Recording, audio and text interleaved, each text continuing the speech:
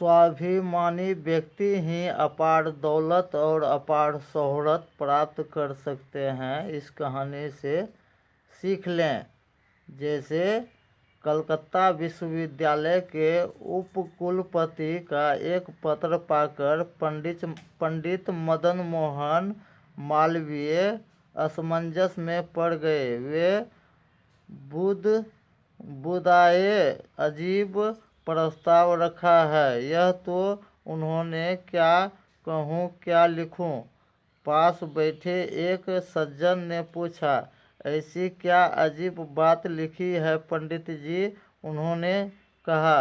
वे मुस्कुराए बोले, कलकत्ता विश्वविद्यालय के उपकुलपति महोदय मेरी सनातन उपाधि छीनकर एक नई उपाधि देना चाहते हैं। यह कहकर वे पत्र पढ़ने लगे। उस पत्र में लिखा था, कलकत्ता यूनिवर्सिटी आपको डॉक्टरेट की सम्मानित उपाधि से अलंकृत करके अपने आप को गौरवान्वित करना चाहती है। हम भी गौरवान्वित हो सकेंगे। आप अपनी बेशकीमती स्वीकृति से शीघ्र ही सूचित करने की कृपा कीजिए।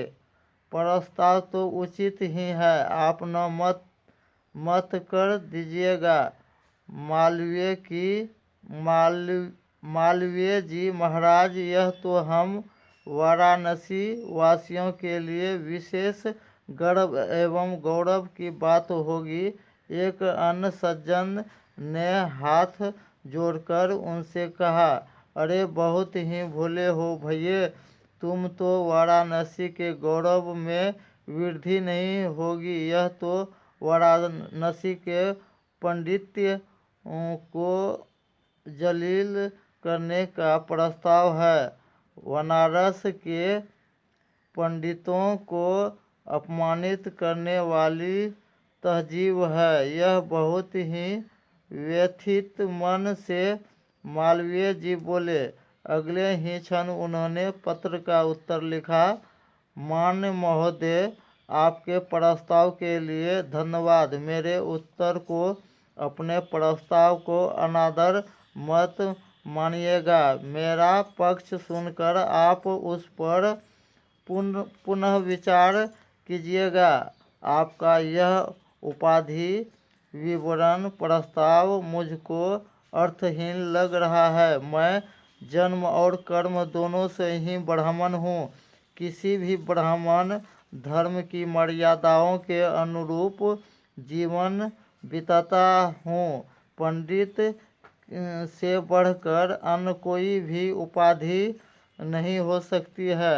डॉक्टर मदन मोहन मालवीय कहलाने की अपेक्षा पंडित मदन मोहन मालवीय कहलाना अधिक पसंद करूँगा। आशा है आप इस ब्राह्मण के मन की भावना का आदर करते हुए उन्हें डॉक्टर बनाने का विचार त्याग कर पंडित ही बना रहने देंगे।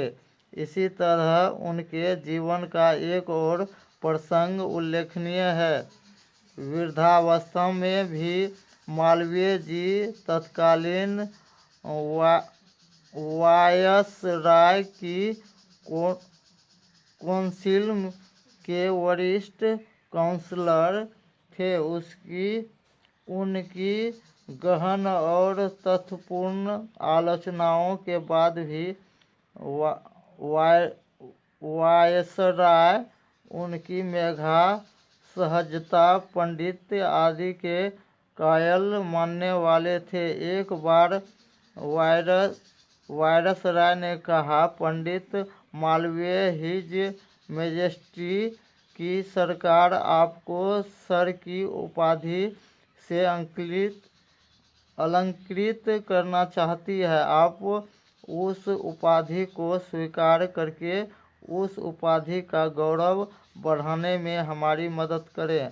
मालवीय जी ने शीघ्र मुस्कुराकर उत्तर दिया, महामहिम वायसराय जी, आपका बहुत बहुत धन्यवाद कि आप मुझे इस योग्य मानते हैं। मैं वंश परंपरा से प्राप्त अपनी सनातन उपाधि नहीं त्यागना चाहता। एक ब्राह्मण के लिए पंडित की उपाधि ही सर्वोपरि उपाधि है। यह मुझे ईश्वर ने प्रदान की है। मैं इसे त्याग कर उनके बंदे की दी गई उपाधि को क्यों स्वीकार करूं?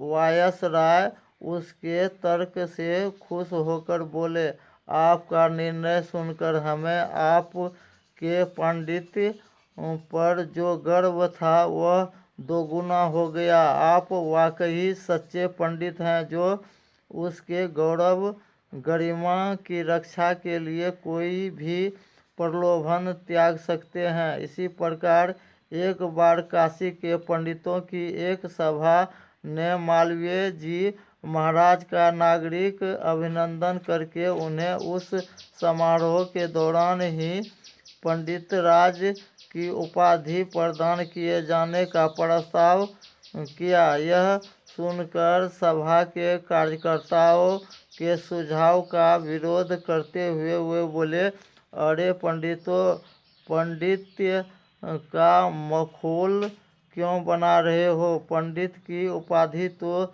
स्वतः ही विशेषणातीत है, इसलिए आप मुझको पंडित ही बना रहने दीजिए। फिर वे हंसकर बोले, जानते हो, पंडित जब महापंडित बन जाता है तो उसका एक पर्यायवाची वैशाख नंदन गधा बनकर मुस्कुराता है। व्याकरणाचार्यों के पंडित्य पर और पंडित जी के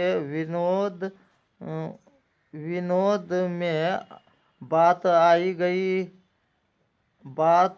गई हो गई।